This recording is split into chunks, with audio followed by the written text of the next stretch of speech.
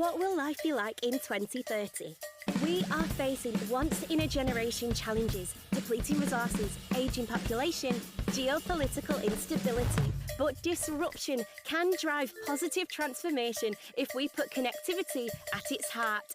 Over the next decade, we'll see shifting mindsets and expectations of smart tech. Connectivity harnessed to create a more resilient, circular, regenerative society. Connectivity powering change in sustainability, smart cities, mobility, connected care, ethical connectivity and beyond. By 2030, connectivity will transform our experience of the world, empowering us all.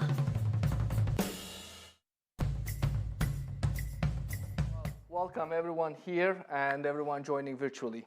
And thank you for joining us today as we dive deeper into the world of connectivity, looking ahead to 2030. So what do you think when you think about connectivity? Cellular, Wi-Fi, Bluetooth, maybe even GPS. Technologies that have become so much a part of our daily lives that we barely even notice when we're using them. Even though the changes might have been gradual, in the past 40 years, we have seen connectivity fundamentally change the way we communicate. And it might not have been the influx of flying cars, talking fridges, and the robot maids that the analysts eagerly predicted, but slowly, actually I should say fastly, very fast, connectivity has been profoundly changing our experience of the world. Today, we sit on the precipice of a technology explosion that will transform society, helping solve a series of once-in-a-generation challenges that will help improve the lives of consumers across the globe. And it won't be the talking fridges that are at the forefront of this change. It will be the innovations that are able to provide simple, elegant solutions to everyday problems and create a more sustainable future.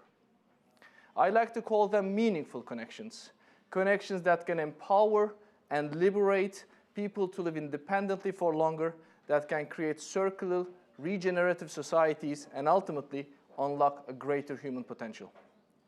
In our report, The Connected Consumer 2030, created with the Future Laboratory, MarTech Advisor predicts that by 2030, there will be 125 billion connected devices. That's an average of 15 devices per person. And yes, with this, we will see the rise of self-driving vehicles and drone deliveries, but also we see the development of technologies that can head-on tackle the impact of climate change, depleting resources, and aging populations. So what should we think when we hear the word connectivity? At Vodafone, we see connectivity as one of the most critical components of driving positive disruption in the next decade. In the next hour, we'll be taking you on a journey to 2030 with some of the world's leading innovators in technology, transport, healthcare, and sustainability to explore how, by putting people's shifting mindsets at the heart of transformation, we can help drive economic, social, and cultural change. We'll unpack how smart devices will be key in facilitating a preventative healthcare model that could support an industry under tremendous strain, help reduce 1/3 of global emissions needed to meet the 2030 targets, turning car journeys into fully personalized and more immersive experiences, and many more. In the past few decades, connectivity has become the part of our fabric of our daily lives, helping people stay close to what matters most to them, even when physically apart. But as we look ahead, we will see it live at the heart of how consumers tackle everyday challenges, helping redefine how we interact with the world around us. So for today, please join me in welcoming our speakers: Chris Sanderson, co-founder of the Future Laboratory; Valentina Contini, founder of the Innovation Lab at Porsche Engineering; Simon Gosling, futurist and founder of Great Intro; and Toby Ajala, creative director and founder of TechT. And now, I'm pleased to welcome Chris Sanderson to the stage to delve deeper into this exciting report. Thank you, and once again, welcome. Lutfi, thank you very much indeed. And hello, everyone. Good morning. It's a pleasure to be here, and thank you to everyone who's joining us online as well. My name is Chris Sanderson. I'm co-founder of the Future Laboratory. And as we've just heard from Lutfi, we sit on the precipice of a connectivity explosion that will transform society. And that's what our report is going to discover and share with you. Highly anticipated and probably the most important report that will be launched today. Let's be clear about this. Now, the big question that we were set to answer, really, by Vodafone Tech was this: how do we make sure that all of these changes that seem to be coalescing, how do we make sure they have a positive impact on society? And I think it's great that Le Fou's already used this expression, positive disruption, because so often we tend to think about disruption as being a negative force rather than a positive one. And in this report, we at the Future Laboratory have started to unpack with Vodafone Tech, and of course the help of our experts, some of whom have joined us today, and the others that you can find out about when you delve into the report, to start to really think about some key issues that we face both as consumers, as citizens, but also collectively as communities and as a planet.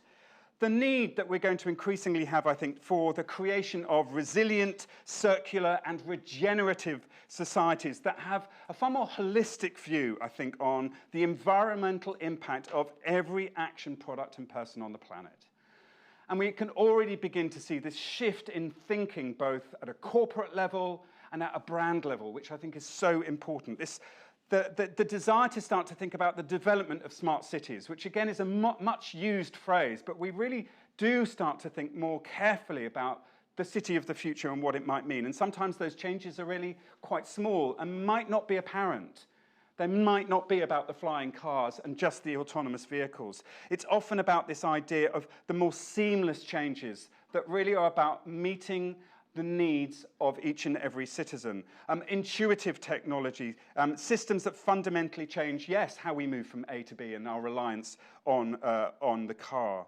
But also in an era of connected care, which is one of the key issues we address in this report. How do we empower and liberate people to live independently, for longer, to take more ownership of their health? How can technology help us do that? How can it provide a lifeline to the health industry, which we know is really at breaking point? I mean, how do we address the emergence of new frameworks that embed integrity and a collective ethical code? Isn't it great that suddenly we really are putting ethics front and center into the technology conversation? That we do start to think about how we put people in control of their data rather than the other way around.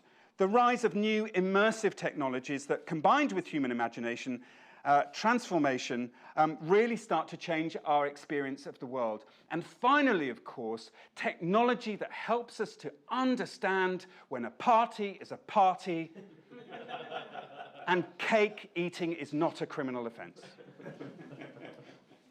So, I would like to start with a quote. This from one of Le Fou's associates at Vodafone. This is from the CEO of Vodafone Business, who we spoke to throughout the report, Vinod Kumar, who said to us that connectivity is the fabric that will sit underneath all of our digital infrastructure, applications, and content. The next decade will see connectivity become much more visible to customers, enabling new experiences which fundamentally transform both individual lives and society. Now, it was the German philosopher Martin Heidegger who said, "We only begin to understand technology when we cease to notice it." And I think this idea of how we're really at this transformational point where so much of what we swipe and touch and engage with isn't about these whiz-bang things that we see around us, but because of connectivity, is just disappearing seamlessly into the background, but facilitating daily emotional engagements, facilitating daily meaningful connections.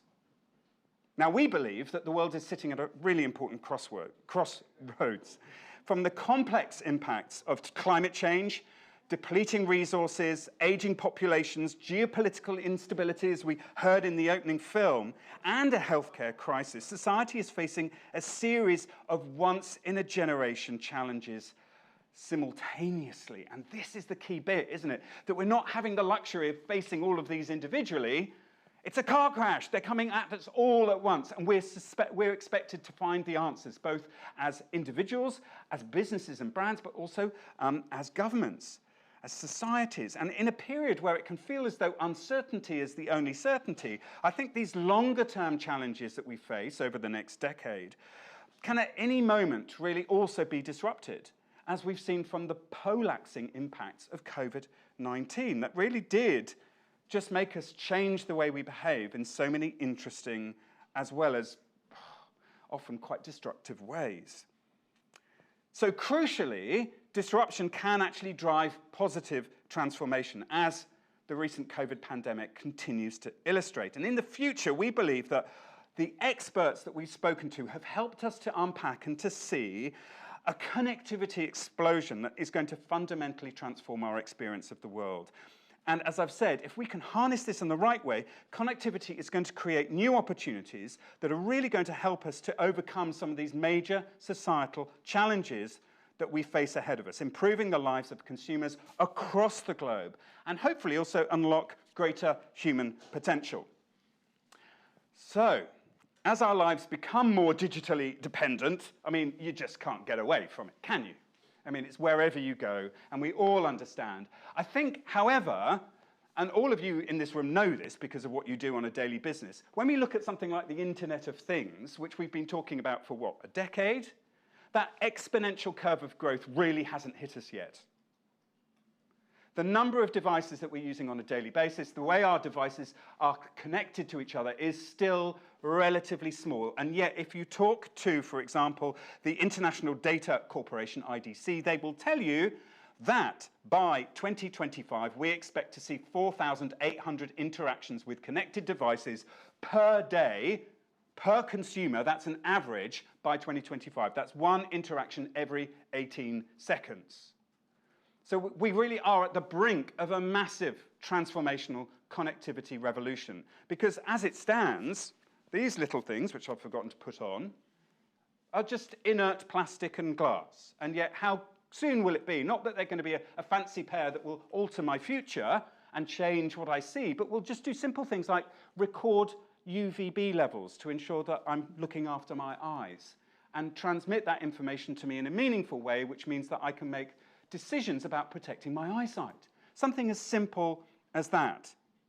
So if we're looking forward to a world of this kind of connectivity and all that that implies, really we start to think about the wealth of information and how it starts to eradicate distance between brands, consumers, and product. And as a result, the next decade is going to see, obviously, the rise of an increasingly data-savvy consumer who really wants to use this information to regain control over their lives, to be more front and center when it comes to decision making, rather than maybe the early stages that we've seen, certainly with the internet, where it's been brand first and consumer second. What happens when we start to actually anticipate this more consumer-centric world? Going back to Vinod Kumar, personal data and privacy is going to become even more important in the future, he told us. People don't want to be taken advantage of, so giving people more say on what data is captured and when it can be used is going to be integral. So we're looking forward to a series of technological, economic, social, and cultural shifts that are going to drive consumer behavior throughout the next decade, shaping how, where, and why people harness connectivity and also smart technology. And these changes really are going to be determined by consumer attitudes, behaviors, patterns, and outlooks. You know, at the Future Laboratory, we firmly believe that technology does not transform society. Society transforms itself using technology. We're the ones that have really driven the domestication of the internet, and that the way that we engage with this technology to do deeply human and everyday things. Some may say that they're mundane, I say they're life-enhancing. The ability to contact my friends, to know where my kids are, to know what I'm doing on a daily basis, how well I'm sleeping. However we define that, all of these things that help us to understand is the world that we need to reflect and the world that we need to respond to. Now, according to Simon, one of the experts that we spoke to, connectivity and smart devices are already playing an influential role in people's lives. And it's probably a more influential role than many people think. Throughout the next decade, people will harness connectivity in new, smart, and transformative ways. God, you're pretty clever, aren't you?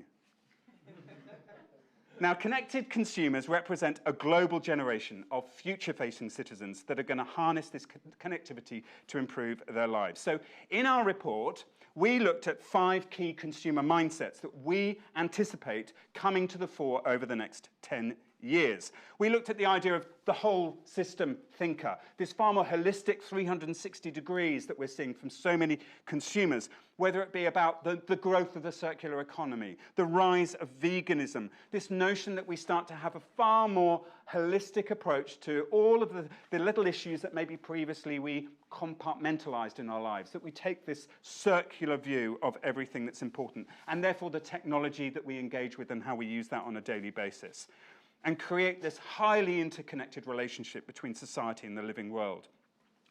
Rurban. Have you heard that word? Rural meets urban.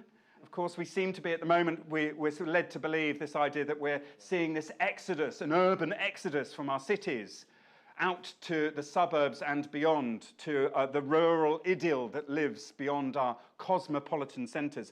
Well, yes, but no, because obviously, as we know, the key drift over the next 10 years is for increased urbanisation and increased numbers of people living in highly concentrated megalopolises all over the planet. So in fact, we do start to see the global trend of rapid urbanization continue, and the role that technology will play in that as we continue to address the need for greener cities, quieter cities, 15-minute cities, which is, I'm sure, a concept many of you have started to come across, that we do think more carefully about environment and ecology and this idea of how we interact with architecture, which has biology as a focus.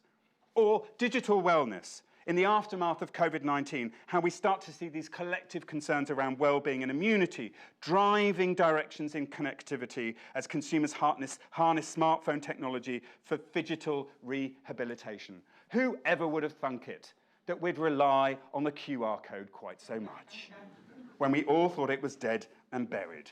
So, in our report, Connected Consumers, we start to take those shifting mindsets that are radically transforming expectations of connectivity and smart technology, and we've used them to construct or to really start to identify some pillars and some microtrends that then start to take us to the point of smart solutions and how we start to think about how the consumer and their world is beginning to change.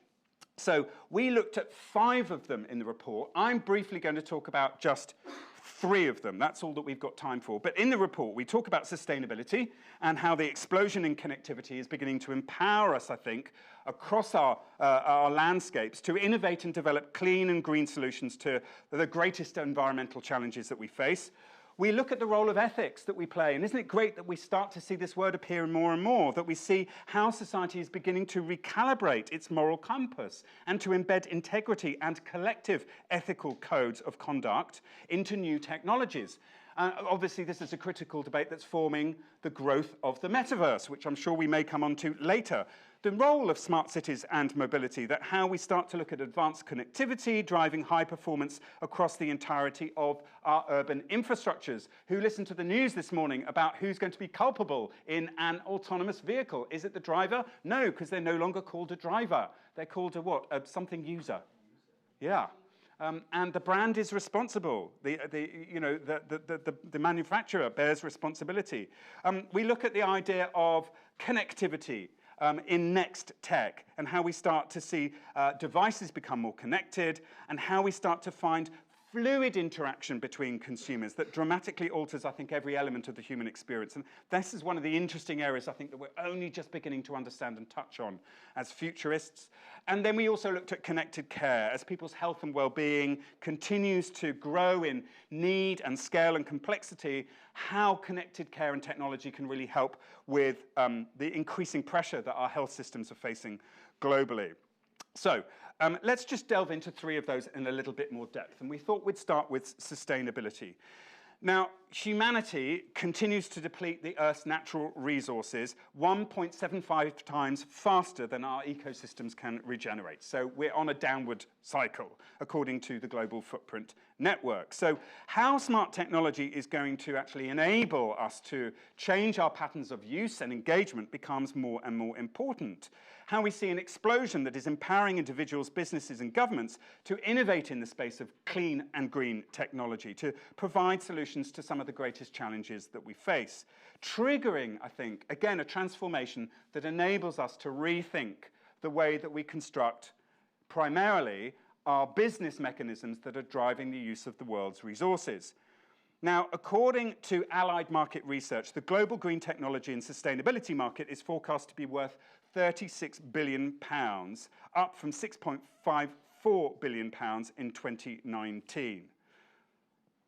And according to a recent study from Nature for Climate, nature-based solutions can deliver 1/3 of the global emissions reductions that are required to meet 2030 targets. And so how we start to see partnerships emerge between those who are looking to change our environmental agenda and businesses that are taking a lead becomes more and more important. Vodafone's partnership, for example, with DEFRA on forest research, with forest research as well, is an early signal of the future on the horizon. And here we see an example, which we talk about in the report, of how technology can be used to monitor trees in the role that they play in tackling climate change. And the product uses narrowband IoT, which forms a role of a series of sensors attached to trees in various woodland locations in the UK, in which data is being continually collected, assessed, to assess the impact of temperature, humidity, and soil moisture on tree growth and function. So a really simple but straightforward example of how we start to use connectivity. Now, over the next decade, advanced connectivity is also going to drive high performance across the entirety of our urban infrastructures, our second area that we look at in a little bit more depth here, smart cities and mobility. Now, Valentina Contini, who again is one of our experts that we spoke to as part of the report, has spoken to us about the benefits for cities. Cities, she says, that embrace smart, autonomous mobility systems will be greener, quieter, more sustainable, and more livable. And as we've identified by 2030, connectivity is going to enable the creation of fully autonomous mobility systems that redefine how urban citizens will get from A to B, how we start to become more intuitive in our response to the city environments around us, and how we can respond more quickly to evolving behavioral patterns and the needs of citizens and the buildings that we therefore create. The emergence of what has been called neurotic architecture. Buildings that can respond to the neuroses, the emotional needs, of the people who actually occupy them. And then thirdly, connected care, healthcare.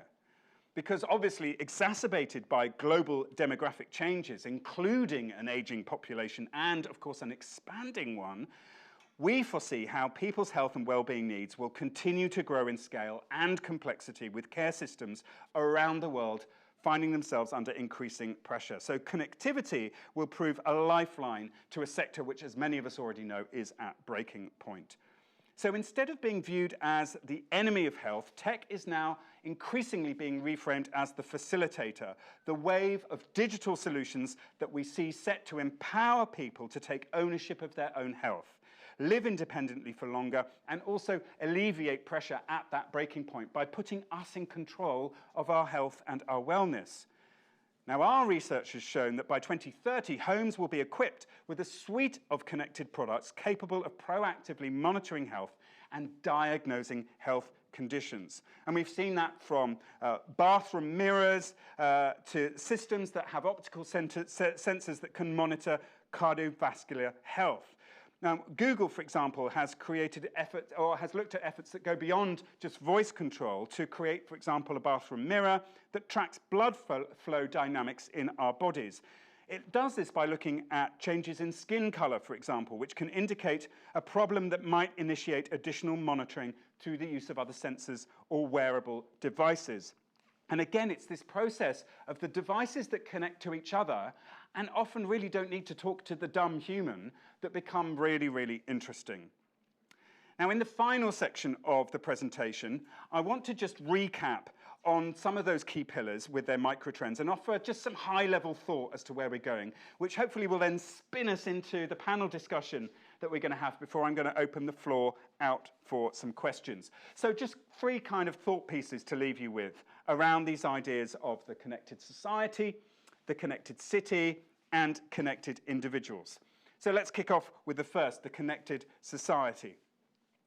Now, in the next decade, we believe we're going to witness the creation of resilient, circular, and regenerative societies that have holistic views on the environmental impact of every action, product, and person. Next up, we start to think about how the development of smart cities that respond seamlessly to the needs of citizens and intuitive autonomous mobility systems will fundamentally change how we both interact with our cities but also move around them. And then thirdly, this notion of connected care that's going to empower and liberate people to live independently for longer and take ownership of their own health, providing a lifeline to a healthcare industry that, as we know, and I've said, is at breaking point. Just going to finish with a quote from my co-founder at the Future Laboratory, Martin Raymond, who also was one of the experts quoted and spoken to in the report. A decade of exponential change awaits us. Connectivity represents the key to this transformation, helping us to disrupt differently and redefine what society is capable of. So, without further ado, I'd like to introduce you in a little bit more depth to our panel that we have assembled here for you today.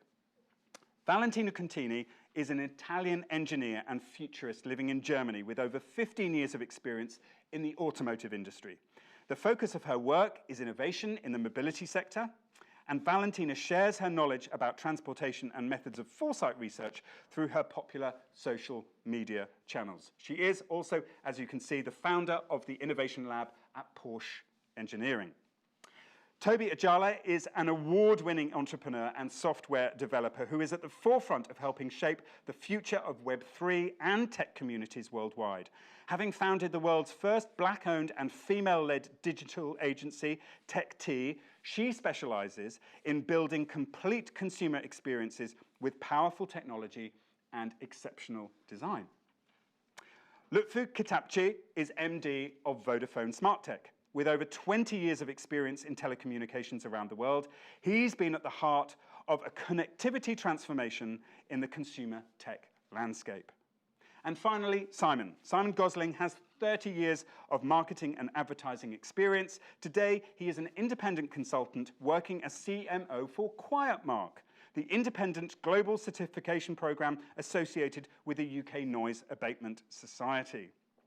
He also hosts the QuietMark podcast, which was voted the top 20 UK health podcast in 2021, and he's also on the Home and Sound Advisories boards for the International Well Building Institute.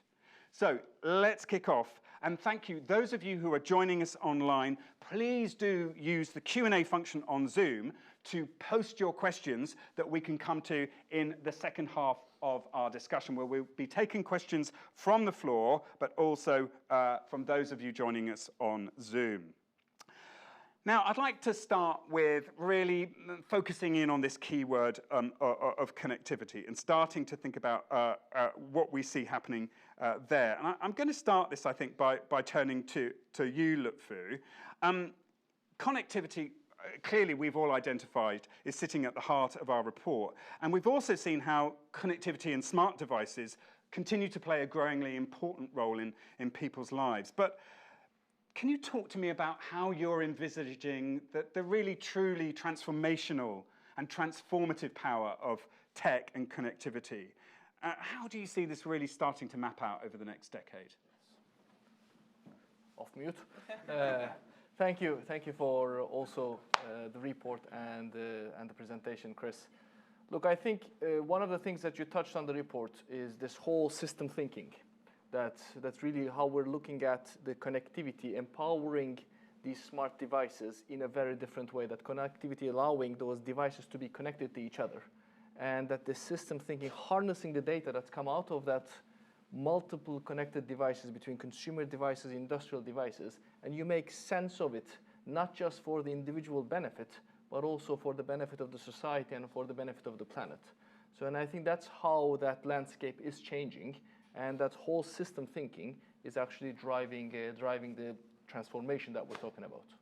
And Simon, how do you start to see this map out? Well, looking at sustainability, people want to be sustainable. Something that's come out of CES recently, the Consumer Electronics Show, the world's most influential consumer tech show, it said that people want smart technology, but they don't want smart for smart's sake. So, for example, if we look at something like a dishwasher or a washing machine, they're less interested in a washing machine or a dishwasher that you can turn on from your phone because, hey, there's a big button on the door that does that just fine. What they do want is one that looks at the weight of the load in the washing machine and uses the adequate amount of water and energy for that specific load. That's one of those 4,800 interactions per day that we're going to see. And then surely connecting it to my own device that's actually telling me just how much electricity I'm using on a daily basis and how much it's costing me. I mean, and whether it's coming from sustainable resources. Well, yes, exactly. And where is that energy coming from? Valentina, as a designer, an engineer, how do you see this slightly more seamless vision of connectivity start to unfold? Yeah, so, I mean, everybody wants to do less and less things. We have a limited amount of time, and we want to be free to use it in the best way. So, looking at mobility, for example, if we have to drive, we're not doing anything else. But connectivity can allow autonomous mobility, and is with free that time that we have to spend while driving. Now we can do whatever. We can play, we can sleep, we can work. So this is also a further step toward this great transformation. And for you, Toby, where for you a focus is really about the people rather than necessarily about the kit. How do you see this begin to unfold? So we're in a period of time where we're more connected than we've ever been. I know exactly what people are doing in completely different parts of the world. It's almost an assumption, an expectation to be connected to people faster and faster, and in multiple different ways. So in a sense, as human beings, we are expecting what's new, what's coming next. And for that, that's where the software developers and the companies come into play in a conscious and environmentally friendly way. In building that technology that's inclusive and that doesn't put a strain on the environment to provide this essentially an innate feeling that we have of, oh, I want to connect to this person, and it's happening a little bit slower than usual. However, I know at some point it's going to get faster, and we all have that level of expectation as we sit in 2022. So I assume that that is what is going to come from us. Well, you touched on the point there of this notion of sustainability in the environment. And of course, last year, the IPCC issued their starkest warning yet, a code red for humanity. So what changes are you seeing, or how do you see the requirement for tech and connectivity that enables people to think more carefully about sustainability? How are you beginning to see that manifest itself, or how are you seeing it evolving? So that's a really interesting question, actually. So with TechT, we work with a bunch of different types of brands and clients and companies. And the idea is we saw a very big shift from, Toby, can you guys make this? To, Toby, how does this work if we give this to people? How are they going to receive it? How sustainable is it? What are the factors that it has outside of just being able to provide a tool or a service to human beings? So I'm definitely seeing that from the point of view from clients and brands and corporations. And that is directly because the consumers want it. I think the stat was in 2022, consumers for apparel between the age of 16 and 25, I think 48% of them cared about if they were buying clothing from a company that was made in a sweatshop or had a sustainable element to them. So as a consumer, we're now all wiser. We have access to that information just through the existing connectivity we have at the moment. And as that continues to grow, we want to know more. And from that, we expect more. So we're going to see that grow as time goes on.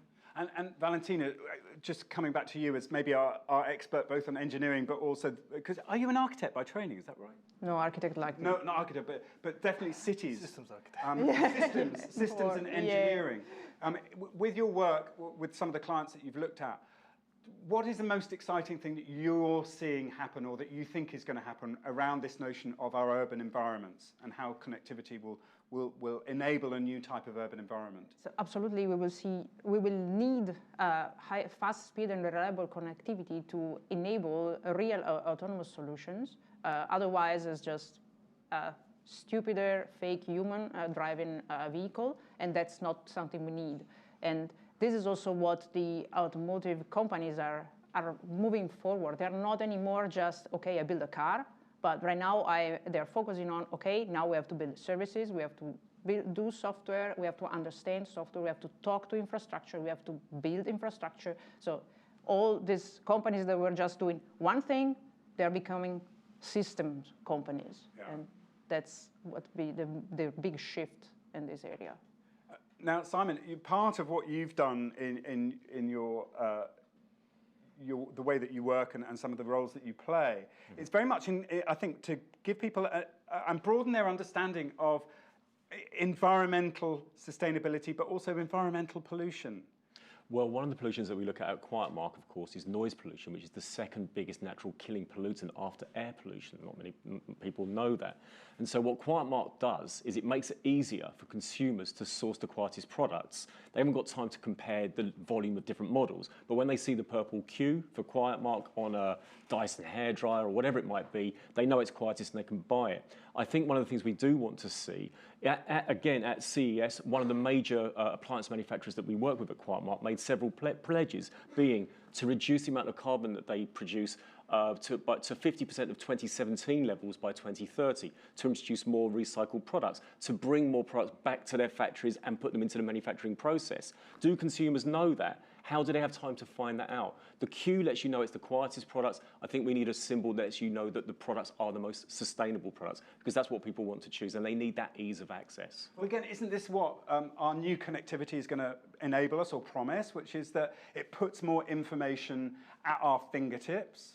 But, I mean, if that is the case, and that suddenly we're seeing this storm of new information that's available to all, and we're less focused on the idea of the problems of data privacy, but the opportunities that data privacy affords us as the individual in control of our data, you know, what changes come out of that? Who wants to answer that? Can I say that leads to decision paralysis? One of the reasons why people like Discover Weekly on Spotify is it gives them 30 songs that are based on their listening, as opposed to, what am I going to listen to? There's a million songs here. And that, again, a standard that says, these are the quietest, this is the most sustainable. That takes away a lot of that decision paralysis, because otherwise there's just too much, you can't see the wood for the trees. Interesting, because we start to move into potentially murky territory here, don't we? Because if we talk about decision paralysis, and we then therefore talk about maybe algorithms that are selecting for us and filtering choices for us, then we remove the opportunity for self-selection as individuals, as consumers. Do we, or don't we? Do we start to go down a dangerous road? I think that the first step that we need is make people aware of what they're doing. So some people don't know that most of their actions have an impact that is maybe unsustainable. And technology and connectivity can help us make people aware, okay, what I'm doing now is among 1,000 choices for this action, the least sustainable. What can I do that makes my action more sustainable? Lutfi, back to you. Do you see the consumer over the next 10 years wanting to become more responsible, wanting more data, wanting more choice? I think they want to become more responsible, but the key question here is the use of the data. How much consumers will be willing to give their data? So I think there's an issue of perception and there's an issue of trust. We need to be, as tech companies, we need to be thoughtful about telling consumers what data are we going to use it, how we're going to use, what are we going to use it for, and how we're going to protect it. Yeah. And I think that becomes really critical. At Vodafone, we have this notion of privacy by design. So every product and service, actually from the first design, we try to understand how do we actually protect the data of the consumer that is so important for the consumer, and try to give the information to the consumers on how we're going to use it. Because when we talk about meaningful connection, You want to create the consumer to choose, I'm giving my data, so I want it to be meaningful for me and for the society. And I want to make sure, I want to know that it's protected. Yeah. That's the key. Toby, was there anything you wanted to add to that? Yeah, just off of that point, a very good point in the sense that the power and the responsibility is actually with the companies and the creators of this technology. We conduct a lot of user experience research and interviews for brands to be able to build digital products. And in that, we see that as consumers, we naturally purchase things, interact with things, use services without thinking that something sinister or something wrong or something damaging is happening. So naturally, we're building things, and the people that we're building it for assume we're building good things. So for us to say that that is now in the hands of the consumer, I think is quite unfair. I think this is something that needs to be looked on the inside amongst the corporations to say, if we're going to build something, let's build it responsibly, let's build it sustainably, let's build it as something that will benefit everybody, including the environment. Okay, and do we think that's beginning to happen, Simon? Well, in response to what Toby just said then, there is the responsibility of the manufacturers to be sustainable and to help us to be more sustainable in our purchase decisions. But I do think that there is an onus on the consumers to change their behaviour. Small example, more people cycle to work in Copenhagen than in the whole of America. It's a mindset, and that happens because a culture says, let's do this. Let's ride to the corner shop rather than jump in the car. That's a consumer decision which hasn't happened because of a brand. And so we do ourselves collectively have to work together to ride to work. Fascinating. Okay, we're going to start to wrap this up and move towards taking some questions from the floor and for those of you who are joining us online. But just to finish, I'd like each of you to just give me maybe 3 words that for you best define what you think the next 10 years looks like in terms of connectivity. 3 words. You're nodding, Valentina, so I'm going to go to you first because it looks like you know what you're going to say. I would say holistic, Holistic. seamless, and empowering. Seamless and empowering. Good words, we like those. Simon, go on. Greener. Greener. Quieter. Quieter. Assisted. And assisted. Oh, I like that. Assisted. Excellent. Toby, how about you? I would say community, speed, and actionable. Community, speed, and actionable. I like actionable too. That idea that actually it's got to be Amongst everyone. at our level. It's got to be something we can use. Lutfu, how about you? 3 words. All the best ones have gone. Exactly. Community, Come on. I think I'm going to use the dash. Systems thinking. Whole systems thinking. Whole systems thinking. Nice. That is 3 words. No, they're hyphenated. Positive disruption and empowerment. Empowerment. Excellent. Good. Thank you very much indeed. I thought that was really, really good. Right, over to you. This is where we turn it over to the floor. The first question there we have. Would you like to give us your name just first and then your question? Yeah, sure. I'm David Pringle. I'm an analyst with LSTL Partners. I'm interested in how much time you think we'll spend in the metaverse. I mean, you mentioned it earlier. It is obviously the topic du jour. So, 2030, how much time a day will we spend in the metaverse? Brilliant. So a question from David Pringle. Didn't quite get where you're from, I'm afraid. STL Partners. STL Partners. And his question was, how much time in the future are we going to spend in the metaverse? Oh. Toby. You have just asked me the prime question. So my company have been building in the metaverse for 2 years, since January 2020. And the idea is that there's actually a huge misconception. Half of the people don't actually know what's going on and what it is. And then the other half of the people are running with crypto and NFTs and thinking that that's all that it is. But there's actually many branches of what the metaverse is. There's AR, VR, life logging. There's actually cryptocurrencies, there's NFTs, there's a whole load of other things. I do believe we're going to spend a lot of time in the metaverse, but it's not what you think, sweats, comfy chair, sitting in front of a screen for 18 hours and that's your life. Absolutely not. It is the element of using smart technology in your day-to-day life. We don't drink tea digitally or virtually. We drink it physically. So that's not going to be something relevant. I don't need to buy coffee.eth as a metaverse space, because no one's going to come because everyone's going to be at home. The idea is, and I've been ranting and raving about this film for the last 2 weeks. It's a film called Swan Song. And the idea around it is it perfectly depicts what the metaverse actually is. It's about a man, and he gets on a train and he goes about his day. He talks to a little robot and he uses that robot to take his order. And it's taken naturally because all of his information is stored via his phone or his ticket or barrier to entry onto the train. And that essentially is the metaverse, this ease of going about your day-to-day life very quickly with all of these connected systems coming and automatically generating the things that you need. I do absolutely believe it's going to change how we live. I think we're a very long way away from it, if I'm being very honest with you. However, the developers in my team, for sure, are really working on making sure that we get to that place in a sustainable and a conscious way, because all of this information is being stored, all of this information is being collected from credit cards to what you ate last night to how well you slept. And that's valuable information. So it's about building that, but storing it in a safe place. Simon, did you want to add to that? Yes, we all remember Google Glass back in around 2013 and early adopters being referred to as glass holes. Well, the thing is, it was a great idea too soon. When we think about 3G, 4G, 5G, if you tried to download a 2-hour movie to your phone using 3G, it would take 22 hours. 4G, 9 minutes. 5G, 2.5 seconds. Suddenly, all that information is instantly available. We've seen Facebook has released stories with Ray-Ban recently, so it doesn't look like a brick on your head. It looks like cool glasses, like the ones I'm wearing right now. But we are very much closer now to, because the information can get to the device really quickly. You talked about AR being a part of the metaverse.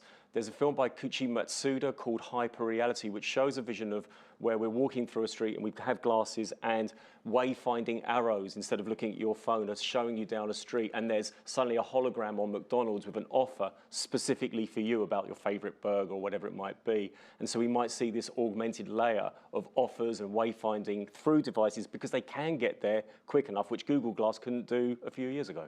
So this coalescing, we find, yes, I'll come to you in a second. We describe that the future laboratory as the phygital, the physical and the digital, and how the two come together. We actually came up with that word. But yeah, please. I just wanted to respond to that. Ben Wood from CCS Insight. Just on your point about this kind of delivery of information almost instantaneously, how does that juxtapose with your philosophy of a quieter life? Absolutely. Because to me, that feels totally contradictory to your ethos of trying to make life easier. I'm reflecting. So hold on, Simon. So just for our viewers who are checking in, so Ben Wood has asked a question about how the ability, this influx of information that can be downloaded so quickly, how does that change our perception of the desire for a quieter world, or just the impact of all of this tech noise? I love the fact that Ben, is it Ben, yes, has identified that noise isn't just volume, it's an abundance and an obliteration of information. What I'm commenting on isn't a celebration of that technology. What I'm commenting on is an awareness that it's coming. And the one man's poison is another one's medicine, as they say.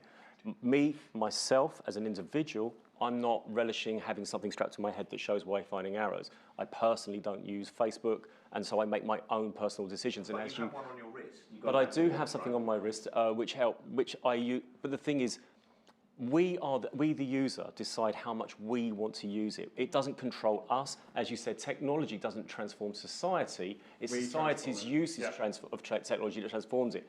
But I think AI will almost save us from ourselves. I think AI is going to say, Simon, you've been on your devices long enough now. Why don't you go for a walk? And people are going to start calling themselves real-world enthusiasts because AI is going to get them outside. Well, that's a really, really nice point that leads us into our next question, which I'm going to take, which has come in from online, and this from Zoom, and this is from Andrea Pagani from Electrico magazine, who has said, or asked for our panel, have the last 2 years, and I'm assuming you mean the global coronavirus pandemic, have the last 2 years of the global coronavirus pandemic changed the way we will develop our connected future? So how is the connected future going to change as a result of the coronavirus pandemic? Well, if I may kick that off, it was, of course, McKinsey and company who reported at the back end of last year that we saw 5 years' worth of technological development within the space of 5 to 6 weeks from 2020 and beyond. Who wants to field that question first? Maybe I can start with one aspect of Yeah. it, which is connectivity for many years we've taken for granted. And I think you mentioned it as technology evolves when people start to notice it. And I think people started to notice the importance of reliable and quality connectivity because we do so many things. Now we rely on our doctor's appointment with the power of connectivity, education, homeworking. There are so many elements that noticing connectivity has become a more important part of our lives. So I think that noticing part is actually going to help us evolve and revolutionize and transform faster. Yep. Valentina? If you look at the automotive industry, I think that the last 2 years were extremely important. It's an industry that is very slow and not really prone to change, but suddenly people were not using their cars anymore. And they immediately realized, oh my God, if it goes on like this, we are all broke. So these companies decided extremely fast, okay, we have to change. We have to change. We have to change direction. We have to move in different direction. And also electrification came because of all these climate change issues that are being brought to the attention of everybody right now. Say, okay, the car you're using, might not be the best for the climate. Maybe you want to use something else. And that's why all this, a technology that existed since 20 years, or actually 120 years, has been now used. It's been now brought to the market so much faster. Yeah. We've got another question here on the floor. Brilliant. Leo Gary with CCS Insight. Really interested to come to that on a point that was made earlier about transport, and you talked about bikes and the fact that there's more people cycling in Copenhagen than in the USA. When we're looking at that and looking at things like mobility and connected mobility and electric vehicles and so on, is there not a risk that we're sort of over-engineering a problem here, where is it not simpler to, frankly, just try and encourage more people to use bikes and scooters and smaller forms of transport rather than go about building the huge network of kind of everything that goes into that? Okay, so a question from Leo at CCS Insight, really asking, are we just on a hiding to nothing creating these really complicated infrastructures where in fact what we maybe should be doing is nudging people towards a healthier lifestyle, for example, by just getting them to cycle a bit more? Simon, will come to you, and then Valentina. Well, I have a friend who says that when they leave their house in London in their car, it costs them £12 to do so if they get in a car. And Norman Foster's vision of the future city, the average street in London is split into thirds: parking, traffic, parking. And in his vision of the future city, we see bike lane, trees, bike. And if you want to, less car ownership, and you go to the end of your road to take your autonomous vehicle into town. I think that that's going to force people to think, why, I don't own a car personally. Most cars sit idle 92% of the time. And I think people are waking up, especially during the pandemic, to like, why am I paying for this? I could put it into a pension fund, and I could buy a bike, and I could be healthier, and there's autonomous vehicles which will be cheaper to take into town. So, hey, let's get greener. Now, we've got a follow-on question, actually, from Izzy, who's also at CCS Insight online. Can we now look at that kind of the same question to some extent, but thinking about the evolution of smart healthcare specifically in the future, and maybe what we see as some of the opportunities? Toby? So this is where I see, again, the metaverse conversation. I'm going to do this all the time, by the way. Live logging, a very, very big part of that. And we've already started it. I think I see 3 Apple Watches. So, sorry. Bingo. Yeah, 4. We got 4 house. And the idea, and you also touched on the smart mirrors as well earlier. And the idea is we have the ability to be able to identify what's going on in our bodies a lot more than we're actually using. So the technology behind it, I've built some of it. My team have built some of it. That technology actually exists in a really grand scale. Now, where we are at the moment is being able to provide it to the masses more affordably, but the ability to give people access to information around their healthcare right now, especially during a pandemic, is probably one of the most important things we're seeing when it comes to requests for technology from us. So absolutely, I see that as kind of like one of the forerunners for how the metaverse is going to become something that we adopt or... Thank you. Coming to Valentina, you wanted to respond to that. I wanted to go back shortly to his question, because I think that it's not wanted, but his view is mainly a man view, a young man view. I spend every morning at least half an hour getting ready to get out of the house. If I have to spend then half an hour in the bike getting completely sweaty, I get to work and what happened? So, and let's think about people that are not able to use a bike. You have to consider that society is made of a lot of different people that have completely different needs. And autonomous mobility is one solution, is not the only solution. It's in the mix of everything, and everybody should be able to choose what suits better their needs. Yeah. Okay, suddenly we've got loads of questions coming up from the floor. Something on healthcare and ageing population. It won't take long. All right, 20 seconds. Before the pandemic, I was talking to companies that were creating kits that go into elderly people's houses so that their children who are more my age in their sort of 40s and 50s could monitor their elderly parents so they didn't have to go into old people's homes. Before the pandemic, older people were saying, I don't want that tech spying on me in my house. Okay, but because grandparents were locked down, they couldn't see their grandchildren, they've opened up to the use of Zoom more, they've embraced technology, they're more willing to have these devices into their homes, which helps the people that have to look after them. Very good. Now we're going to take one more question from online, and then if we've got time, we'll come back to the room. But Rue Beaker from Uswitch has, well, they've kind of given us I'll just read it, shall I? It has famously been said, we will own nothing and be happy. What does that mean to you in relation to the connected world of the future? Oh, so a little bit of a philosophical perspective there. Is it about more stuff, more devices, or what? We have moved, as we know, from ownership to access in things like records and DVDs and everything, so houses are becoming more minimal there.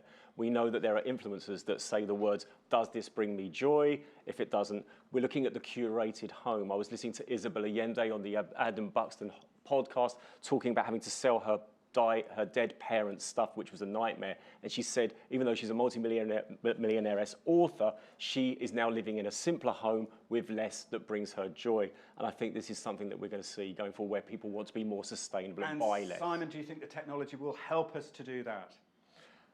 Or Valentina, do you think the technology will help us to be happier with less? I absolutely think it will do that. And I actually look forward to it, because I am one of the people that I don't like owning things. I don't like the moment where I have to choose something, to buy something. That is, for me, definitely something I don't look forward to.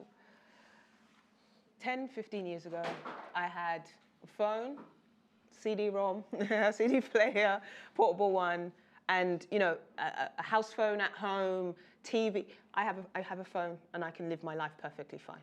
Right? And that, in my opinion, is where we're going with technology. Connectivity means community to me. At the end of the day, all we're trying to do is connect with our community. I'm running on puns here with all these words, but connect with the community that we're trying to reach out to. And at the end of the day, the technology is going to be able to encompass a lot more in a more simplistic manner. Hence why you can see just a simplistic one screen within a Tesla. Yeah. But you can go into like a BMW and see a million different things, right? Look through. Just thankfully, Toby's going to keep her phone. Yeah, absolutely, yes. But I think there's one important point. It's about ownership, and we talk about. I think a lot of the things we own has always been about the individual benefit. How do I use this device to improve my own daily life? But I think we're going to see this technology actually helping society, and people will be more aware that the devices that they have, the smart tech devices, the connectivity they have, is not just going to help them or their household, but actually the wider society and planet at large. And when we get to that kind of whole system thinking, we'll see that people will be more, let's say, choiceful about what technology they use and how they put it to use. Brilliant. I know we've got more questions, but we are sadly out of time.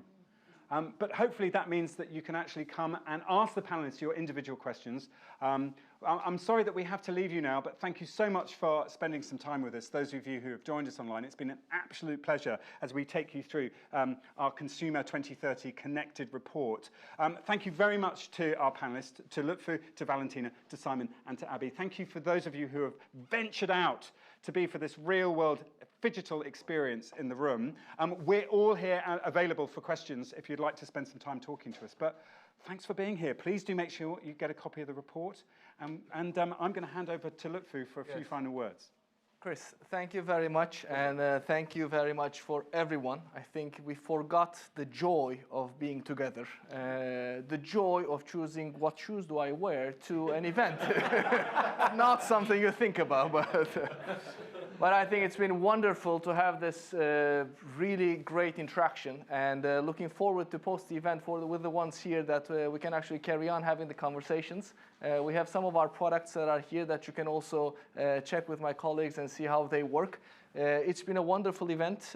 Thank you for all the panelists, all the great thinkers who have contributed to the report, and really looking forward to an amazing future, really sustainable, and helping transform societies with the power of connectivity. So thank you.